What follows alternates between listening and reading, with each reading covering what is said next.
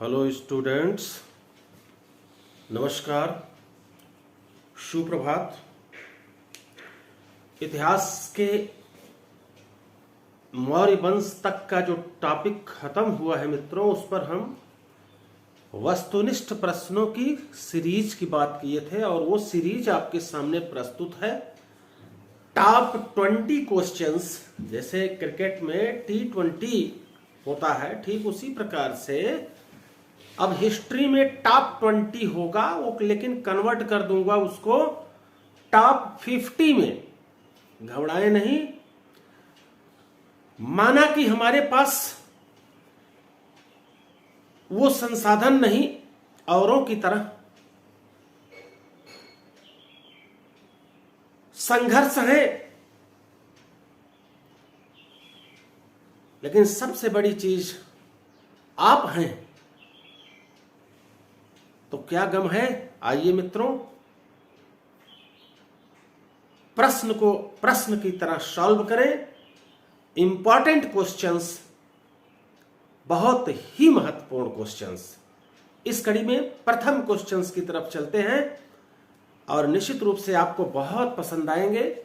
अच्छे क्वेश्चंस का कलेक्शंस है, अच्छी कंपटीशंस के लिए, हर कंपटीशंस के लिए कहीं भी किसी भी प्रकार की समस्या नहीं आएगी। प्रश्नों को समझिए, इसको इजी वे में हम सरल करने का प्रयास करेंगे। वक्त का इंतजार है, जल्द ही हमारे पास भी वो व्यवस्थाएं होंगी जिसका आपको जल्द से जल्द दीदार होगा। क्वेश्चन नंबर 1 मित्रों, प्रश्न संख्या 1, आइए देखते हैं। कह रहे हैं कि इतिहास पिता हेरोडोटस की पुस्तक का क्या नाम है।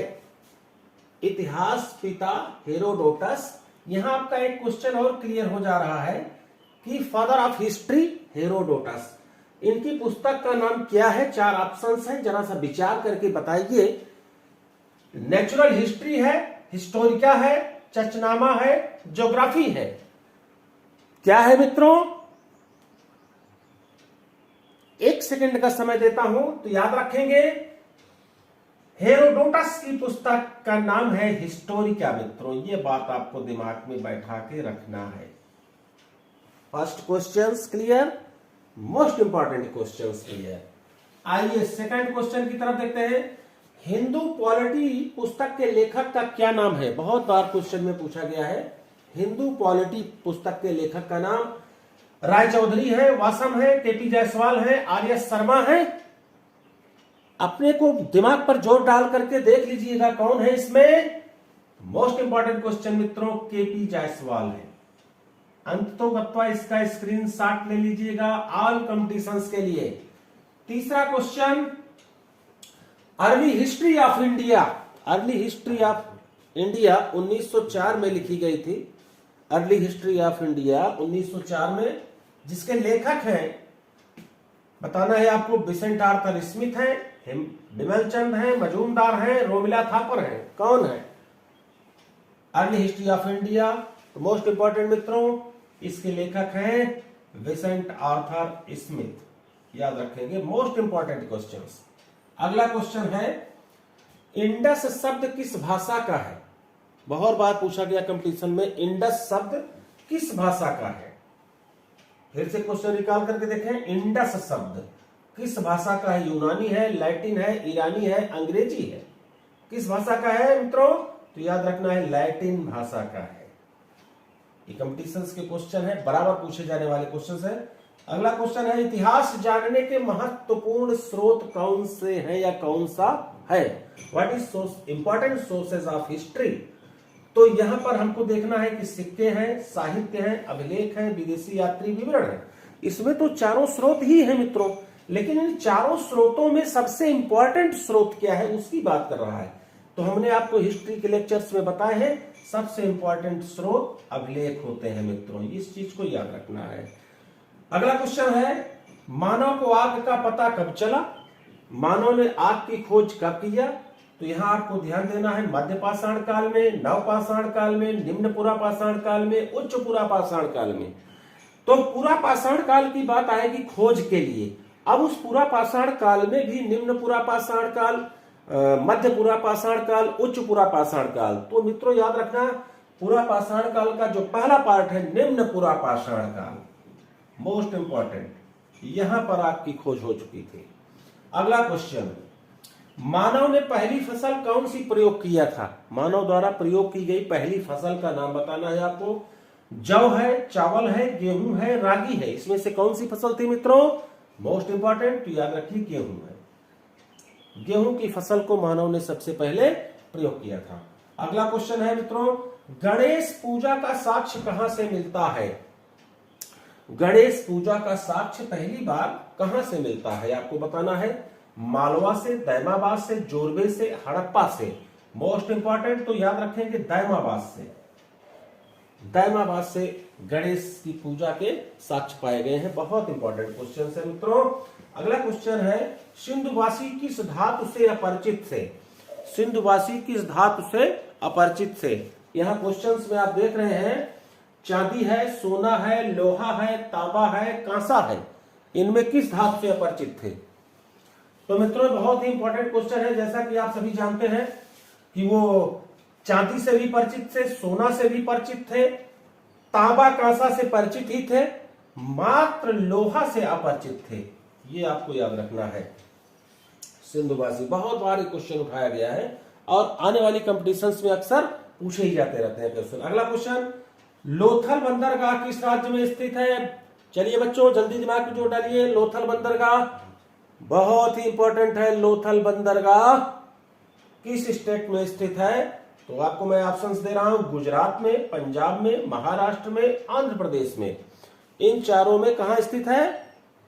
जैसा कि हमने पीछे लेक्चर्स में बताए हैं आपको, तो मित्रों याद रखिएगा गुजरात में लोथल बंदरगाह बहुत इंपॉर्टेंट है, हड़प्पा कालीन बंदरगाह है। अगला क्वेश्चन मित्रों, मोहनजोदड़ो के घर किससे बने हुए थे? निम्नलिखित में से किससे मोहनजोदड़ो के घर बने हुए थे? तो मित्रों आपको ध्यान देना है कि पत्थर से बने थे, ईंटों से बने थे, मिट्टी से बने थे, गारे से बने थे। इन चारों ऑप्शंस को आप ध्यान से देखिए। तो हमने आपको बताया हुआ था कि पक्की ईंटों के मकान बने हुए थे। बहुत इंपॉर्टेंट क्वेश्चन है मित्रों। अगली बात देखें, पाशुपति मुहर कहां से मिली हुई है? पाशुपति मुहर, पाशुपति मुहर कहां से मिली हुई? लोथल से, हड़प्पा से, मोहनजोदड़ो से, कालीबंगा से। बहुत इंपॉर्टेंट क्वेश्चन मित्रों, आप विचार करिए जरा सा, जल्दी से अपने दिमाग पर जोर डालिए। कहां से मिली है?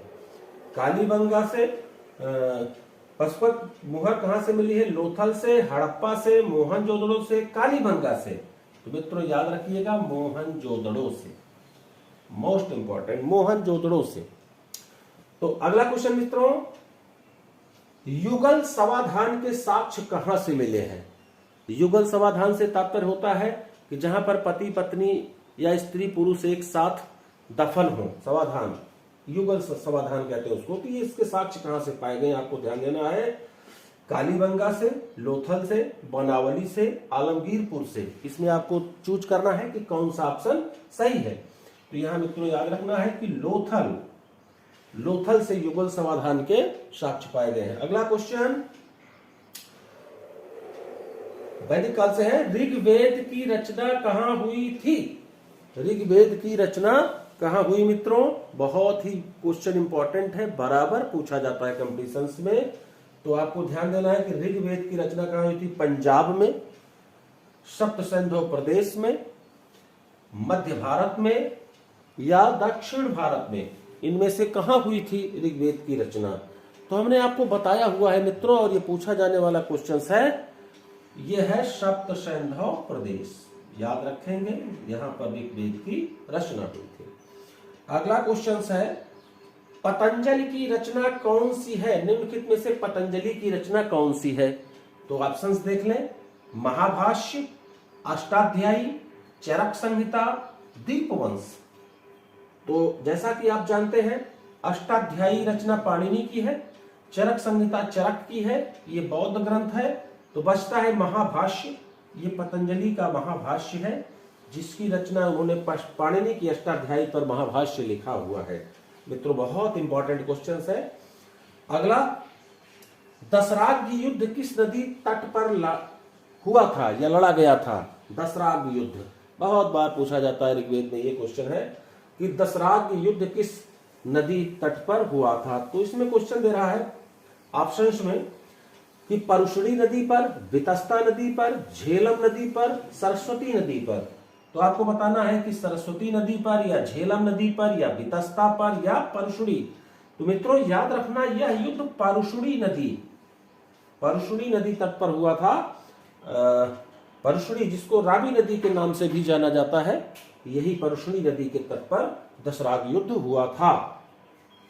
अगला क्वेश्चन और मोस्ट इंपॉर्टेंट है, कर्म कांडों से संबंधित वेद कौन सा है? वेद 4 होते हैं मित्रों, ऋग्वेद, सामवेद, यजुर्वेद, अथर्ववेद।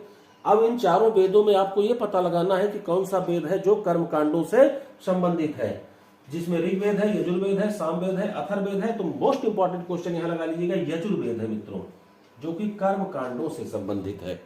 अगला क्वेश्चन, वेदांगों की संख्या कितनी है? वेदांगों की संख्या कितनी है? बहुत बार पूछा जाता है, लड़के कंफ्यूजन कर जाते हैं। बहुत ही आसान है, खंड वेदांग होते हैं मित्रों। वेदों के 6 अंग होते हैं, तो देखिए 6 अंग किसमें है? ये रहे आपके खंड वेदांग। ऑप्शन नंबर 2, वेदांग 6 होते हैं, शिक्षा, कल्प, निरुक्त, व्याकरण, ज्योतिष, छंद। अगला क्वेश्चन मित्रों, वैदिक युगीन इतिहास का प्रमुख स्रोत क्या है? वैदिक कालीन इतिहास जानने का जो प्रमुख स्रोत है वो क्या है? यहां ऑप्शंस में देख करके बताएं। कभी कभी बच्चे ऑप्शंस को देख करके कंफ्यूजन कर जाते हैं, तो कंफ्यूजन कतई न करें, ध्यान से देखें। इसमें दे रहा है कि पुराण है, जातक है, श्रुति है, अष्टाध्यायी है। तो यहाँ देखिए वैदिक कालीन हम इतिहास जानने का प्रयास कर रहे हैं, तो इसमें ना तो पुराण आएगा, ना तो जातक आएगा, ना तो अष्टाध्यायी आएगा, तो श्रुति। देख, चूंकि वेदों को श्रुति साहित्य भी कहते हैं, यहीं पर आप कंफ्यूजन कर जाते हैं, श्रुति है। ठीक है। अगला क्वेश्चन और अंतिम क्वेश्चन, वैदिक ग्रंथों में ऋत शब्द किससे संबंधित है?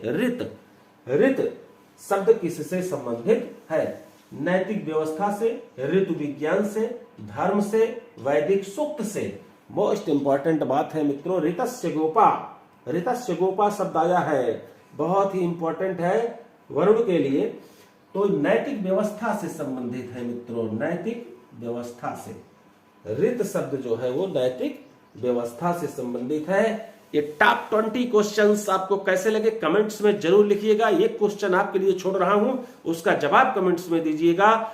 भारत के इतिहास को 3 कालखंडों में विभाजित किया, और जबकि भारत में आया भी नहीं, उस इतिहासकार का नाम बताना है मित्रों। 3 कालखंडों में बड़ी ही चतुराई से भारतीय इतिहास का विभाजन किया था। कौन था उसका नाम आप हमें बताइए। प्राचीन काल और मध्यकाल, आधुनिक काल, मित्रों उसका नाम बताइएगा, जो कि भारत में बिना प्रवेश किए हुए लिखा था। तो आज का 20 टॉप क्वेश्चंस आपको कैसा लगा कमेंट्स में लिखिए। अच्छा लगेगा, इस प्रकार की सीरीज लगातार आपके सामने प्रस्तुत करता रहूंगा। धन्यवाद।